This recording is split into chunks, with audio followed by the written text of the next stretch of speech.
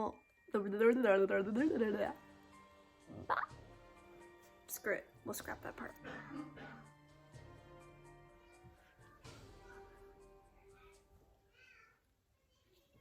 Hi everybody, welcome back. We are going to drink coffee today instead of my normal beverage because it has been a day with my two. My son is actually still awake, but this is my time, so we're just gonna get into it.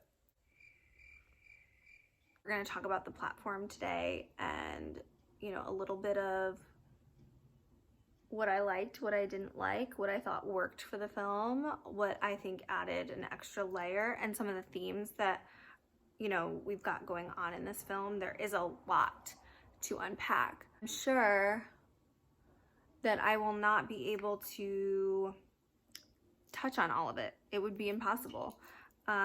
This movie is kind of like a slow burn, I feel. There's a lot of montages and like just kind of getting the character development going, because Garang is the main character. You wake up with him in the hole, is what they call it, where they're kind of trapped on all these different levels.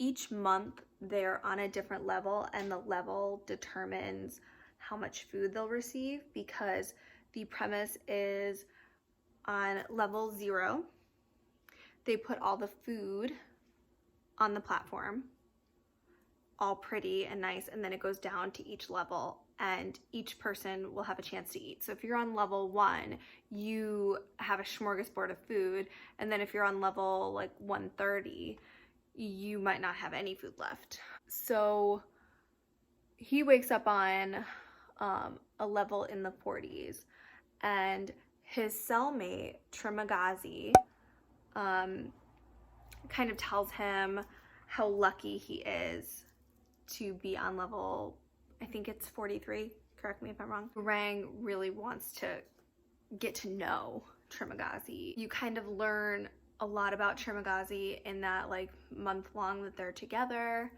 on that level, and he's not very forthcoming, as we saw in the trailer, with information, and he just kind of thinks it's a big joke. He's clearly seasoned and been living there a while, and Garang, on his first day, is too grossed out to eat any of the food on the platform. But you see his character change as he is in the hole longer.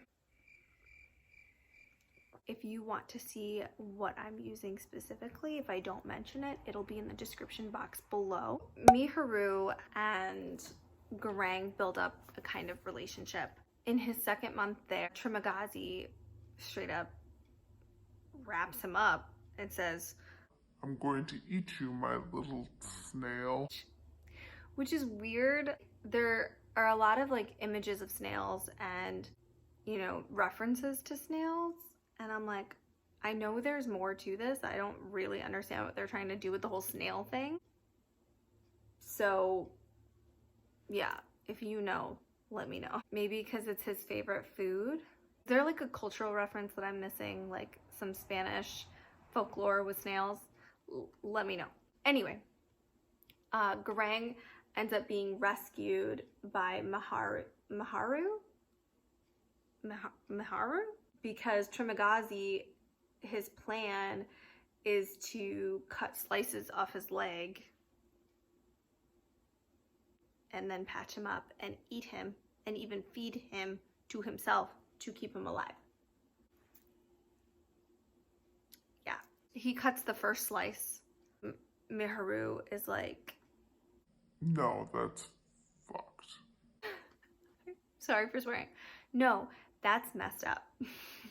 She kills him and then nurses Garang back to life by feeding him Trimagazi's body, because they are on a much lower level that isn't going to get food. They kind of have a relationship now or he feels connected to her. He feels bad for her because she's looking for her child. But there's plot holes there, because if she's traveling down every month to find her child, then she knows more information about the hole. She knows how many levels, all that stuff. Why are they talking? Does she not speak English or Spanish? Does she not speak the same language? Is that why they're not sharing information? Or is she so traumatized, like we don't know how long she's been in there? Fast forward. Then his next cellmate has worked for the hole for 25 years, putting people in there. So you kind of feel like, as the audience, that you can trust her perspective on what's going on in the hole. You can't, and you find that out later, but you think you can. So you're like, yay, I'm gonna get some answers, just like he feels. It's kind of like a social experiment to see what can bring about spontaneous solidarity. So she spends a lot of time trying to teach the people below her to only take the portions that she portions out, and to kind of get everyone to work together to survive. But they don't want to. But this leads to a lot of conversations between Garang and Imaguri. The thing that's really frustrating about this film is that there isn't a trustworthy source of information. You end up thinking that you're getting a lot of really good information from Imaguri. There's a couple things she says that don't end up being true, like children are not allowed in the hole. Well, we find that little girl at the end. She says that there's only 200 levels. The next month, she kills herself because they are on 202. You know, this whole time, they're not really working together to get answers. They kind of have to act fast.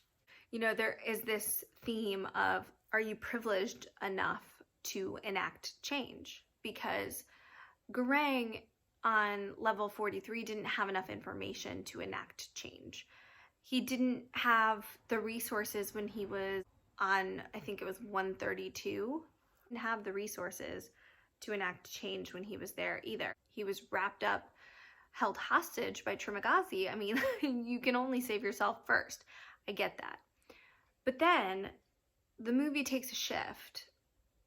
We as the audience are kind of on this roller coaster with him, which I can appreciate, but you almost don't know what kind of roller coaster is happening until later, until the movie's over. And you're like, wait, do I need to see that again? I don't really understand what's happened. The director makes some interesting choices, because when Garang consumes Trimagazi, he now has to be haunted by the choice he made to eat him.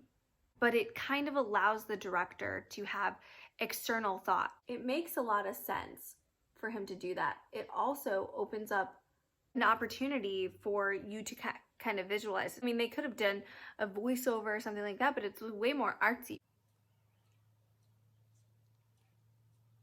There is a lot of talk about accountability. Garang is tied up and Trimagazi is going to eat him. He keeps throwing the blame on the hole and the system that put him in a place where he would need to do this in order to stay alive. Garang keeps reminding him, I hold you responsible. This is something that you are doing to me, and you do have a choice. He even brings up the ability to fast for 30 days, but there is a fear of the future.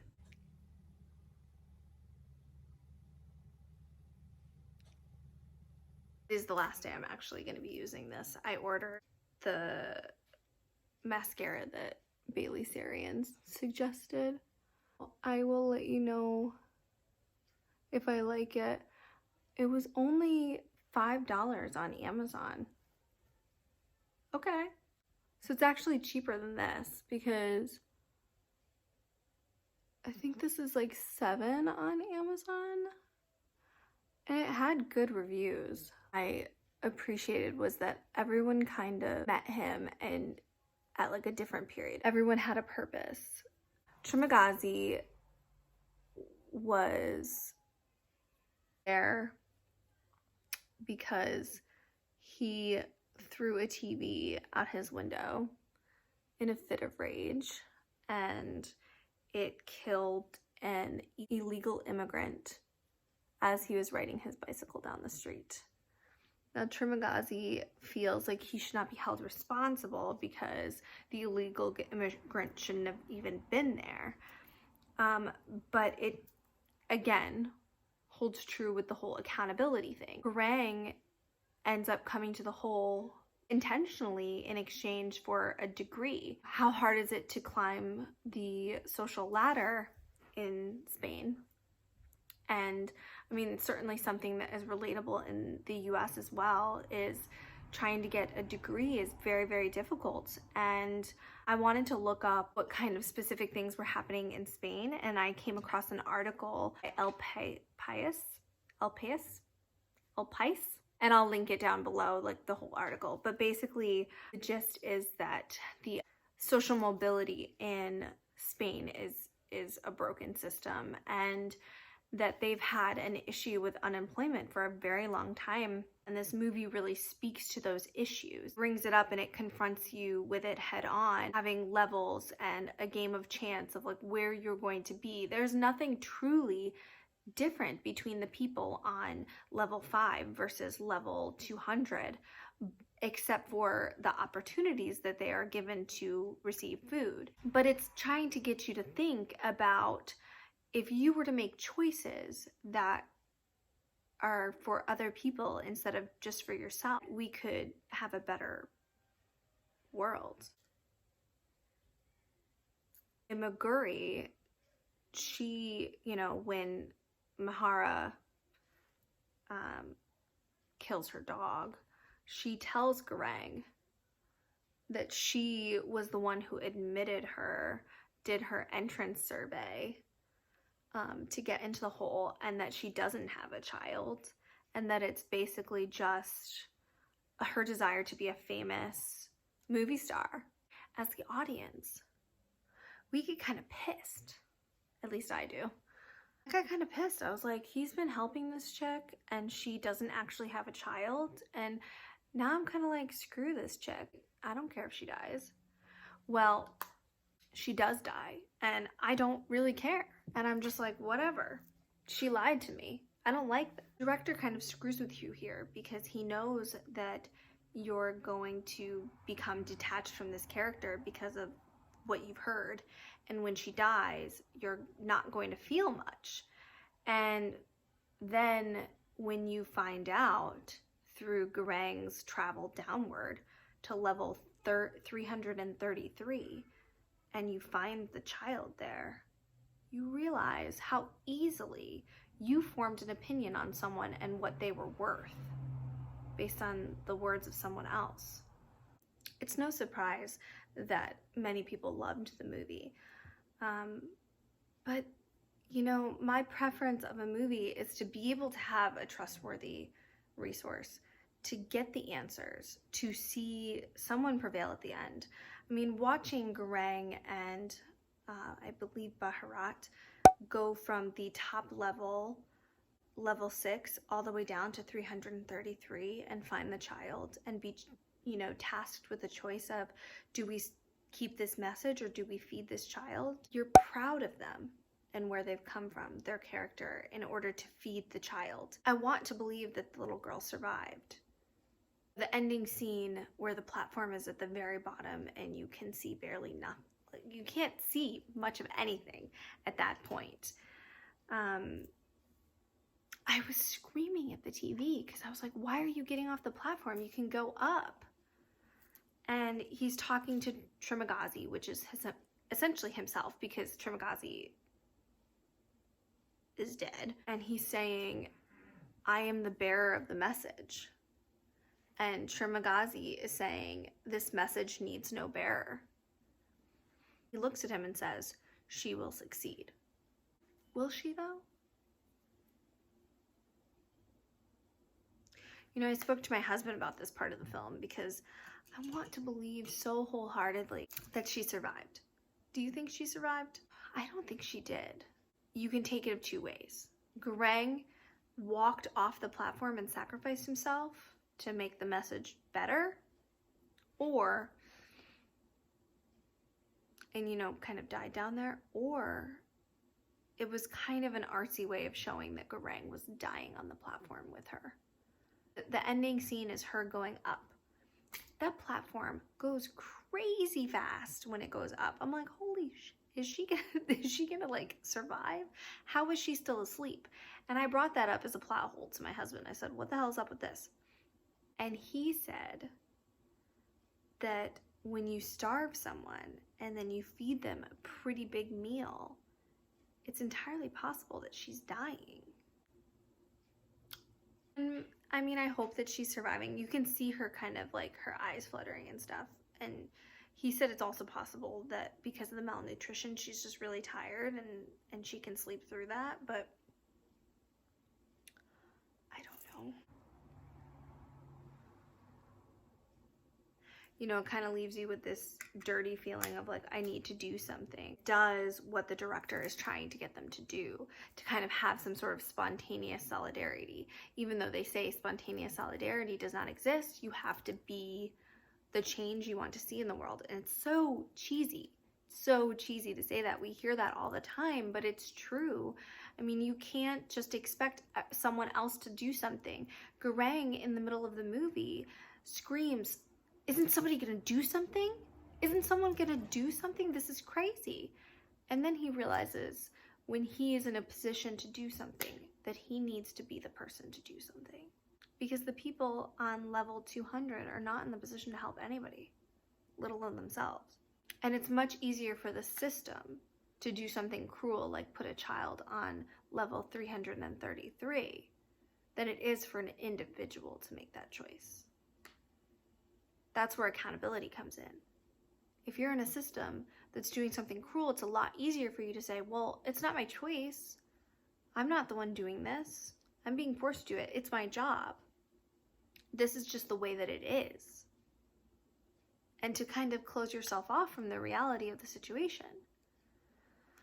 It's not so easy when it's an individual thing where Garang is looking at the child, she's starving, and he has to make the choice of giving her the panna cotta or not.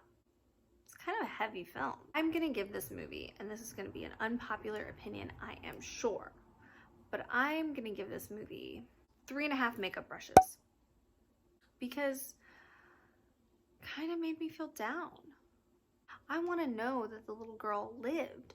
I want 5 to 10 more minutes of the movie to see her get to level 0 and to get out and to feel good about something, to feel good about the change that happened. I have to kind of recognize the movie did what it wanted to do, what it was meant to do, made you feel something, made you think something. What did you guys think? Did you like it? Could have gone without, okay. 2 things that I think did not serve this movie. 333 platforms, 666 people in the whole. Did we really need that? I don't think it was necessary. The other thing is that sex scene with Garang and Miharu. Really, I didn't like it. It was kind of gross too. I kept thinking like, because you don't know, are they really having sex or is it a dream? Turns out it's a dream, but I was thinking, are they really having sex? I mean, they're both really nasty and gross. It straight up made me want to vomit. I feel like there's a lot to this movie. Thank you so much for watching this chatty, get ready with me analysis of the platform. Hope you enjoyed it and see you on Monday with another video. Thanks. Bye.